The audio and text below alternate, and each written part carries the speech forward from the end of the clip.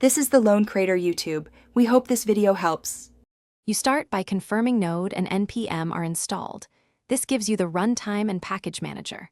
Once done, install Selenium WebDriver and add Chrome driver to path so the browser can be controlled.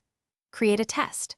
JS and import Selenium WebDriver and by, then instantiate a driver for Chrome. This first actionable sequence gets you from 0 to a runnable script. Make sure to keep the driver version matching your browser to avoid immediate failures. Once your driver is running, execute script is the method to run JS in page context. You can return values synchronously, which is useful for DOM reads.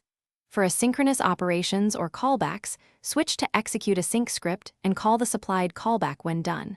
You can pass web element or primitive arguments into the script. This avoids brittle selectors and speeds up complex interactions. Also, use scripts to bypass UI throttles or trigger events that are hard to simulate with standard WebDriver actions. To finish, collect returned values, validate results in your test, then call driver. Quit to close the browser reliably. If your injected script throws, catch exceptions and log the stack to understand context. This prevents silent failures. When things go wrong, timing is often the culprit. Make sure elements exist by using explicit waits or checking document. Ready state before executing scripts.